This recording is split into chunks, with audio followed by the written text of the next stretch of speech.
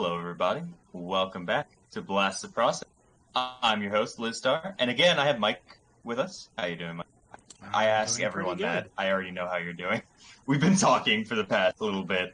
My, I my, know. my joints are feeling a little loose and wavy, getting in the Earnest Evans mood. So I'm sure most of you have seen this game already, but for those of you who haven't, you're in for a Go. surprise at the very least.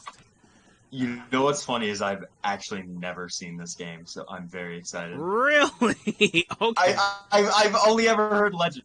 Oh, so that's So why you were I'm laughing so hard when you were seeing me do I ran this game for the cropping. Anyway, without further ado, this is Earnest Evans, the only game in the Earnest Evans trilogy where you can actually play as Earnest Evans. And we're about to start in 3, 2, 1, go. good luck. And oops, I froze the game. But it turns out that's a little bug you can do if you hold a direction as you press start. You can just freeze the title screen, and when you let go, the game starts. Haha! Because this is a well-programmed game by Wolf Team. And we are Earnest Evans, also known as Quapplevania. And, okay, we got the boost. And we're going to take the marathon safety of not just trying to aggressively push through here. Now, that potion right there might look mighty yummy, but it's actually a sleeping potion, and we are already doing a speed tech, which is killing ourselves to get through a barrier, because if you die, you have no collision detection, so you can just go through a barrier that you're supposed to collect a key for. Shoutouts to Spagok for finding that one. And that was actually a really good RNG on the boss. There is a lot of RNG in this game, and we didn't get great boulder RNG, no boulders to push us forward.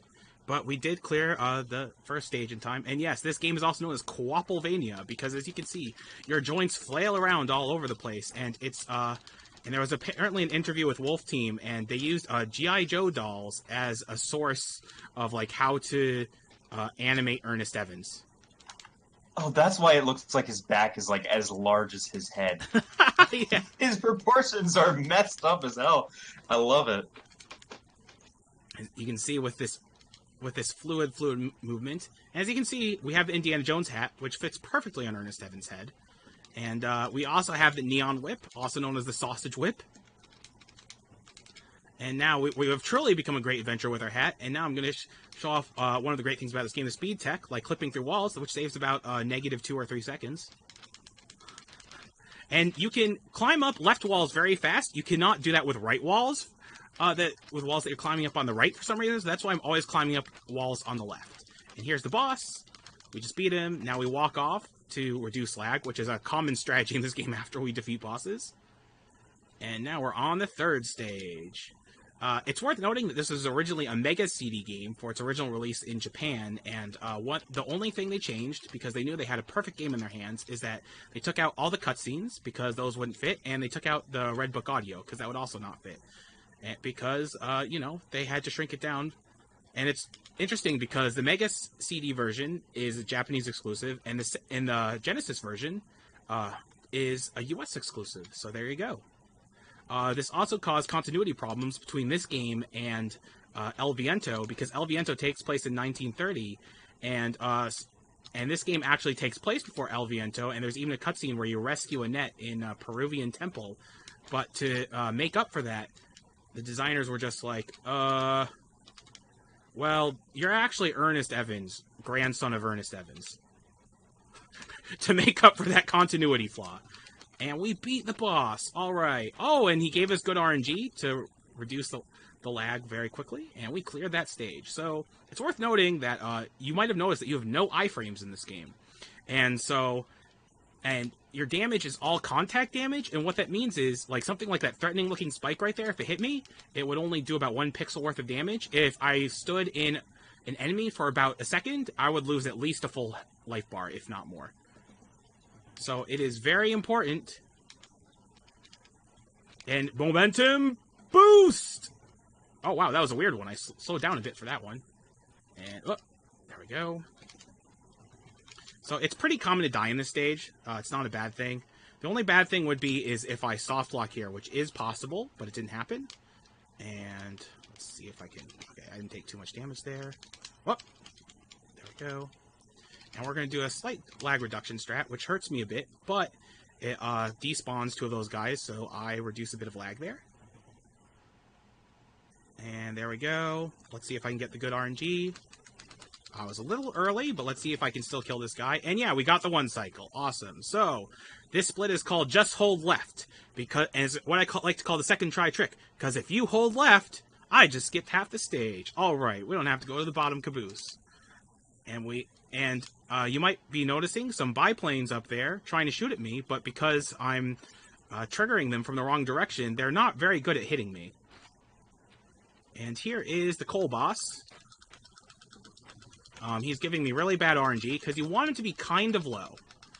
So you can actually hit him with the crouching whip, which is actually what does the most damage. And then we're going to take a plane to Europe. And now we're going to see Annette from El Viento, who in this game is either our mother or grandmother. But in lore, but in Japanese lore, we rescued her. There is separate U.S. and Japanese lore. Exciting, I know. And now we're at the knockoff imitation Guiles. We don't want them to flash kick us. That would be very bad. So far, they're being pretty cooperative. And good. They cooperated with me. And now we're fighting this Zeppelin. As you can see, the bullets are not doing very much damage because they only hit me once and they're over with. And we have cleared the stage. Alright, so this stage is also another fairly common death point. There's just a lot of stuff that can hit you. And, it's kind of rare to get stuck there, but it's all good. Yeah, you can get stuck on a lot of objects in this game. It's not too uncommon. Yeah. And the reason why I face left when I die is that you always are flung back in wherever your back is facing. So that's why I turn around when I die. Take a slight safety here and kill off that guy. And we are on to the next stage. The next stage is the boss. He is the stairs boss. And maybe we can show off some hot tech after we beat the boss. Okay, come on. Let's go up. Let's go up. Alright, so the boss spawned pretty fast. I'm not in a great position to fight the boss, because I actually want to be in the left right here to hit him. Oh, that was actually a really fast fight. So, good boss fight. And now we get to infinite roll!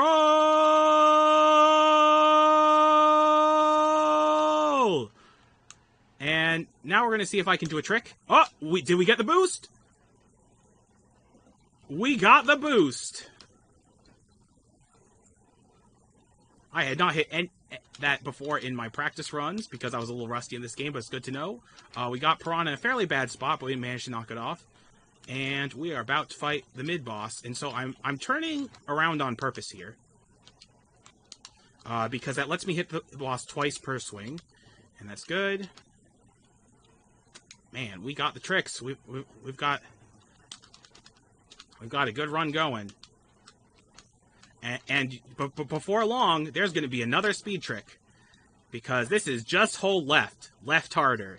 And so what you're going to see is that you're going to see this. And because the stage vertically wraps around and you're supposed to hit the bottom, the trigger bleeds through the top, and so I clear the stage. And now we're an RNG fish. Because if you didn't think there was enough RNG in Earnest Evans, well, don't worry. RNG fish is giving you your fill of RNG.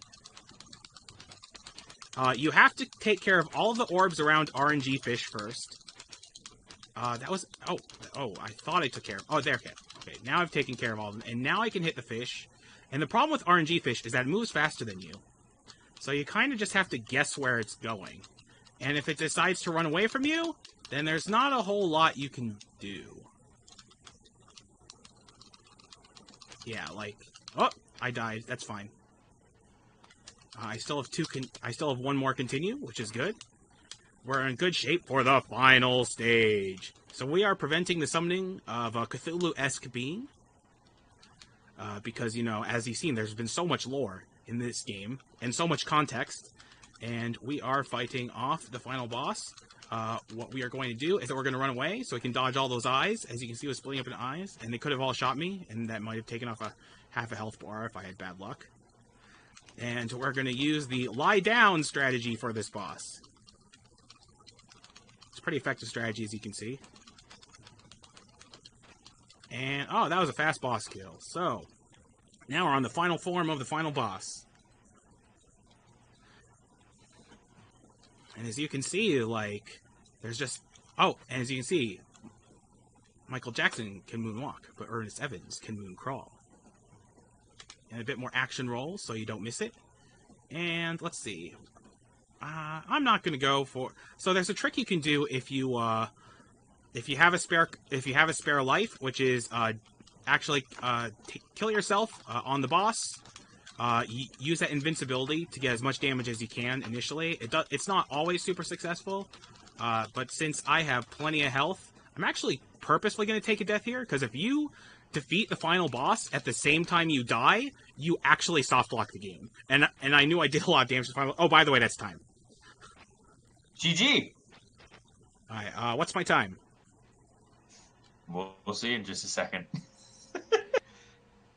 There's a lot of I know. It's beautiful. I know my time's going to be a little high because I spent about 5 seconds setting up the RNG for about the 9:43 frozen title screen. That's a good time. Yeah, I consider any time that's below 10 minutes a pretty good time. A 10-minute video game is pretty good speed run. Yeah, exactly. I actually don't have the record for this. It's by a guy named Zello, and his time's like an 8:33, I want to say. There's a lot of RNG to grind out, so he can have the record, but I do enjoy playing this game from time to time. It's worth noting it was directed and programmed by Bugtaro, who also was the main, either producer or primary programmer for Resident Evil Code Veronica. In fact, if you look up a lot of these names, these Wolf Team names, it turns out that Wolf Team, as one of their final projects, wanted to, teamed up with Namco to produce an RPG based on a story that they had, and that's where Tales of Fantasia came from. Most of them left, including Motoi Sakuraba, who you might know for composing soundtracks for Tri-Ace such as Valkyrie Profile, Star Ocean, and the like. He also composed the soundtrack for a little-known game called Dark Souls. So yes, even with all those stupid, this is the Dark Souls of. Earnest Evans is actually the music of Dark Souls. Earnest Evans has an all-star cast. It really does. And if you look up a bunch of these names, Wolf Team had some disagreements with Namco, and they didn't actually make most of the Tales games, only part of Tales of Fantasia, but they went on to become Tri-Ace, known for their RPGs with unique battle systems. And as is customary, all produced by Wolf Team!